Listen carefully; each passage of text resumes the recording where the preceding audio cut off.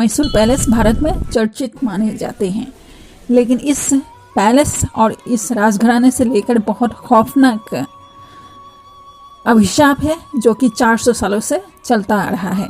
इसका कहानी मैं डिटेल्स में बताऊं। मैसूर के जो राजा की फैमिली है, रॉयल फैमिली मानी जाती है, वे चामुंडी देवी के साथ साथ और एक महिला की पूजा करती है। 400 सालों से महाराज के घर में, यानी कि मैसूर महाराज के घर में कोई संतान नहीं हुई है, लेकिन इस बार एक संतान हुई है। वो भी एडॉप्ट करने के बाद उस संतान से एक और संतान हुई है। ये कहानी स्टोरी होती है तिरुमल राजा और उनकी पत्नी से। मैसूर के जो नौमी राजा थे वे तिरुमल राज के राज्य की एक हिस्सा को छीन लेते हैं। उसके बाद यही नहीं, शोक के कारण तिरुमल राजा जो है उनका मृत्यु हो जाती है और उनकी पत्नी विधवा अकेली हो जाती है। हम नॉर्मल लोगों के पास से जब थोड़ी बहुत गहना हो जाती है तो फिर वे रानी रही, विजयनगर साम्राज्य की एक रानी रही। उनके पास कितनी गहने और ज्वेलरी हो सकती थी। वे विधवा होने के बाद में ज्वेलरी सब सामने एक मंदिर में हमेशा एक देवी को पहना देती थी। कोई भी ओकेशन में वो देवी को सारी गहने को पहना देती थी और कभी कभी उसे उठा करके लेके भी जाती थी। वैसे में कभी कभी राजा इस टेंपल में विजिट करने जाते थे तो देवी की गले में या देवी की शरीर में कोई हार या कोई भी गहने नहीं देखने पर वो पूछते थे लोगों से कि गहने कहाँ गए हैं। तो बहुत सारे लोग ये कहते थे कि ये जो रानी अलमलम्मा है उनके पास ये गहने हैं, लेकिन राजा को ये सच पता नहीं था कि गहने किसके हैं। एक्चुअली में सैनिकों को आज्ञा देते हैं कि जहाँ कहीं भी है अलमलम्मा उन्हें लेकर आया जाए। जब रानी को पकड़ने सैनिक पहुँचते हैं वो भाग करके कावेरी नदी में छलांग लगा देती है। छलांग लगाने के टाइम में उन्होंने एक अभिश्राप दिया है राजा के खानदान को कि आप नदी में भंवर पड़ जाए, जमीन बंजर हो जाए और मैसूर के राजा के घर में कभी कोई संतान ना हो।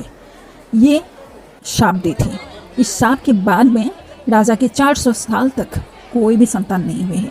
अभी कुछ ही यानी कि मैसूर महाराजा के खानदान को मिला था और तब से महाराजा के खानदान में कोई सुख शांति नहीं है। आज देखिए इतना बड़ा महल गवर्नमेंट के हाथों में आ गया और यहाँ होता क्या है, फोटोशूट होता है, लोग जाते हैं सिर्फ देखने के लिए, टूरिस्ट स्पॉट बन के रह गया है।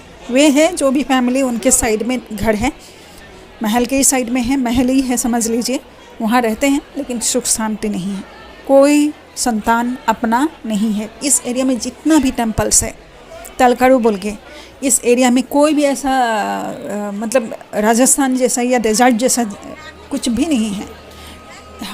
हरा भरा जगह है, लेकिन यहाँ पर तब से मरुस्थल बन गया है। लेकिन फिर भी पेड़ पौधे तो है, नदियाँ भी है, लेकिन वहाँ डेजर्ट भी है। अभिश्राप ये है कि जितने भी मंदिर है ना वो सब ढक जाते हैं बालू से, यानी कि सैंड से पूरा मंदिर वगैरह ढक जाते हैं, पूजा पाठ करने लायक नहीं होते हैं। लोग पूजा पाठ करने आते हैं लेकिन वो पूजा पाठ नहीं कर पाते हैं। देखिए मेरे लक इतना अच्छा था, मेरा भाग्य इतना अच्छा था कि मैं दर्शन भी कर पाए, थोड़ी बहुत पूजा भी कर पाए हैं और देख के दर्शन करके आ भी सके आराम से, कोई प्रॉब्लम नहीं हुई है मुझे। यहाँ बहुत बड़ा बड़ा मंदिर है, आप ज़रूर जाइए, विजिट कीजिए। ये तालकारू बोल के ये जगह है। और मैंने पहले तो मैं श्रीरंगपटना गए, श्रीरंगपटना से मैसूर गए, मैसूर से मैंने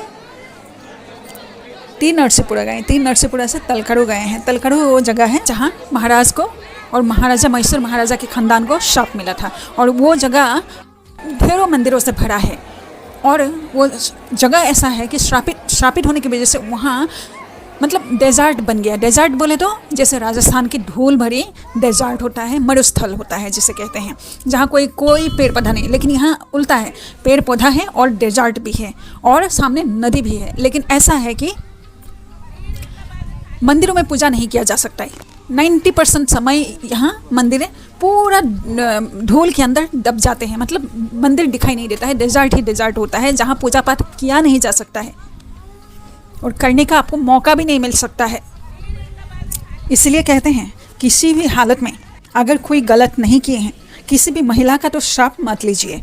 महिला श्राप दें तो हम नॉर्मल लोगों को तो पता ही नहीं चलता है किसके घर में क्या हो रहा है, किसकी शॉप की वजह से किसको क्या हो रहा है, लेकिन ये राजघराना है तो बात सामने आती है। अभी जो कृष्ण राजा वडियर और उनके पत्नी जो राजस्थान की राजकुमारी त्रिशिका कुमारी, उनका एक बेटा हुआ है। आशा करती हूँ भगवान सब कुछ अच्छा करे, आगे चलकर ऐसा कुछ ना हो। जो श्राप था 400 सालों के बाद, लोग मानते हैं बच्चा घर में होने के बाद कि ये अभिश्राप मुक्त हो गए हैं।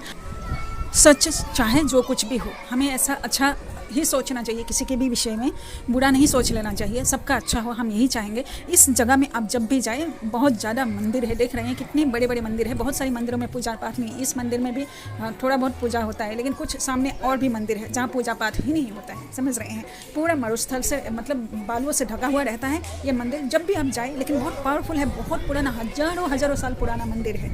मैं दूसरे मंदिर भी लेकर जाऊँगी आपको दूसरे वीडियो में, लेकिन मेरे चैनल को सब्सक्राइब कीजिएगा, वीडियो को लाइक कीजिएगा और चैनल को सब्सक्राइब करने के साथ साथ अपने दोस्तों में, फ्रेंड्स, फैमिली में शेयर जितना हो सके करिएगा।